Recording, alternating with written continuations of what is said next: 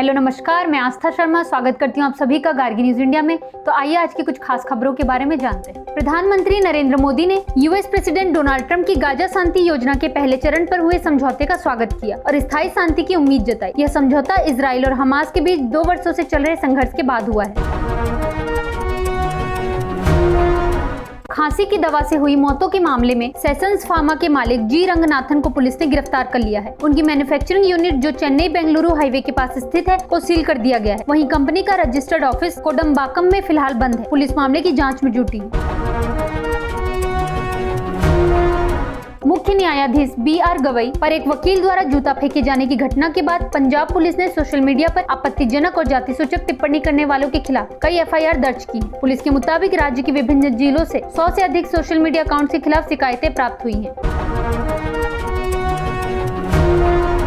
भारत और ब्रिटेन के वाणिज्य मंत्रियों ने ऐतिहासिक FTA को लागू करने के रोड मैप पर चर्चा की है। मुंबई में व्यावसायिक प्रतिनिधियों को संबोधित करते हुए ब्रिटिश प्रधानमंत्री कियर स्टारमर ने कहा कि वे चाहते हैं कि भारत UK मुक्त व्यापार समझौता जितनी जल्दी संभव हो लागू किया जाए।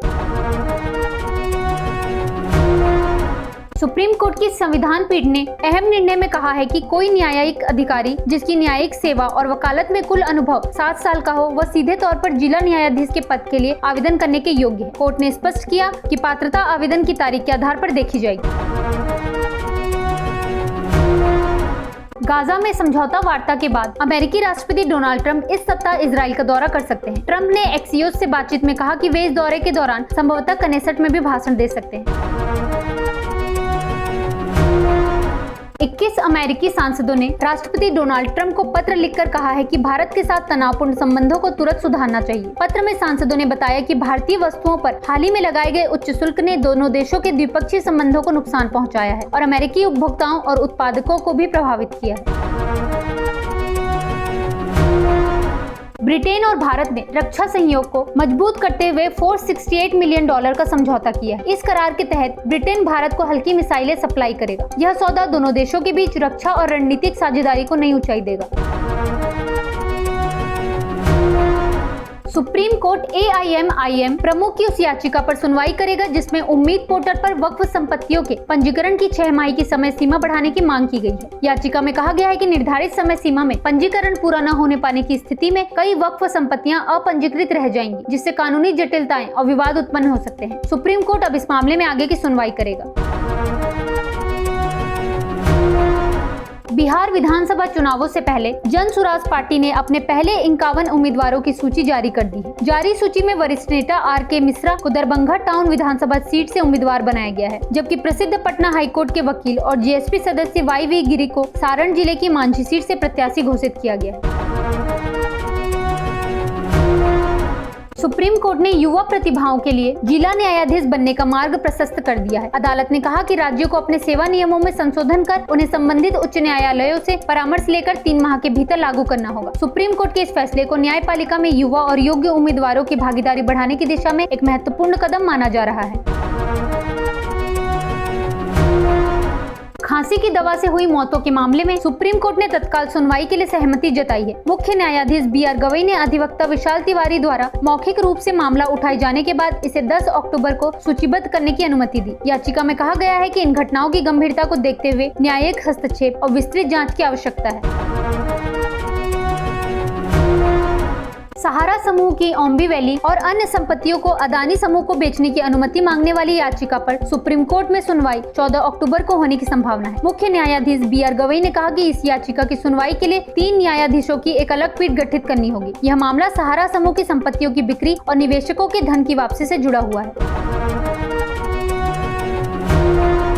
इजराइल हमास सीज फायर को लेकर स्थिति स्पष्ट करते हुए इजराइल सरकार ने कहा है कि गाजा समझौता तभी प्रभावी होगा जब उसे कैबिनेट की मंजूरी मिलेगी। प्रधानमंत्री बेंजामिन नेतन्याहू के कार्यालय ने एक बयान में कहा, अरब मीडिया की रिपोर्टों के विपरीत 72 घंटे की उल्टी गिनती तभी शुरू होगी जब समझौते को कैबिनेट की बैठक में मंजूरी मिल जाएगी।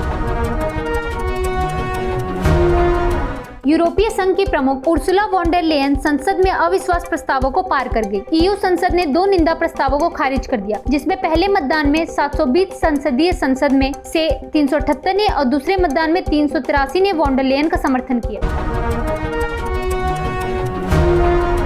कनाडा के प्रधानमंत्री ने अपने व्हाइट हाउस दौरे के दौरान कीस्टोन एक्सएल पाइपलाइन को फिर से शुरू करने पर राष्ट्रपति डोनाल्ड ट्रंप के साथ चर्चा की। कीस्टोन एक्सएल पाइपलाइन का बॉर्डर क्रॉसिंग परमिट 2021 में जो बाइडेन ने रद्द कर दिया था, क्योंकि लंबे समय से यह चिंता थी कि तेल से निकली गैस और क्रूड ऑयल का उपयोग जलवायु परिवर्तन को और गंभीर और उलटने में कठिन बना सकता है। रक्षा मंत्री राजनाथ सिंह ने भारत ऑस्ट्रेलिया के रक्षा और रणनीतिक संबंधों को मजबूत करने के लिए कैनबरा में अपनी यात्रा की शुरुआत की। उन्होंने एक्स पर लिखा, हमने भारत ऑस्ट्रेलिया के रक्षा सहयोग के संपूर्ण पहलुओं की समीक्षा की, जिसमें रक्षा उद्योग, साइबर सुरक्षा, समुद्री सुरक्षा और क्षेत्रीय चुनौतियां शामिल हैं।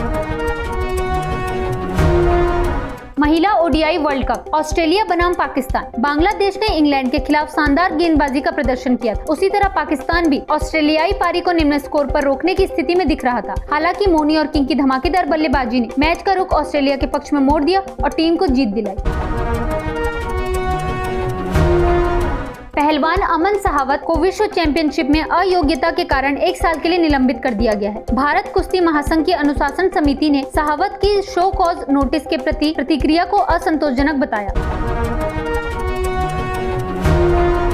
टीसीएस ने वित्त वर्ष 2025-26 की दूसरी तिमाही में 1.4% की बढ़त के साथ शुद्ध लाभ 12,075 करोड़ दर्ज किया। कंपनी की ऑपरेशन से आय इस दौरान 65,799 करोड़ रही, जो पिछले साल की इसी तिमाही में 64,259 करोड़ थी, यानी 2.39% की बढ़त। टीसीएस ने यह वित्तीय विवरण Q2 अर्निंग सीजन की शुरुआत करते हुए जारी किया।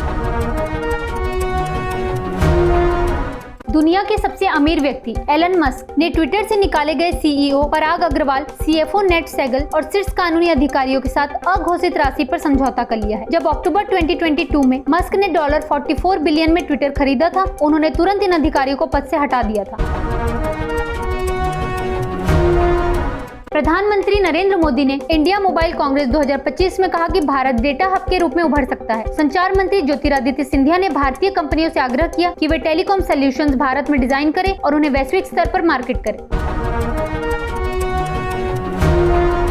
कोल इंडिया और इरकॉन ने कोयला परिवहन के लिए रेलवे इंफ्रास्ट्रक्चर विकसित करने हेतु एमओयू पर हस्ताक्षर किए हैं। इससे पहले कोल इंडिया ने इसी अगस्त में कोंकण रेलवे के साथ एक गैर बाध्यकारी समझौता किया था।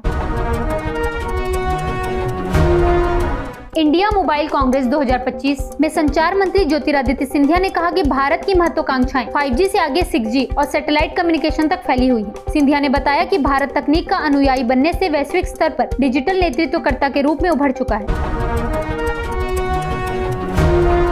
तो ये थी आज की कुछ बड़ी खबरें। देखते रहिए गार्गी न्यूज इंडिया और हमारी वीडियोस को लाइक एंड शेयर जरूर करिए। मैं आस्था शर्मा, धन्यवाद।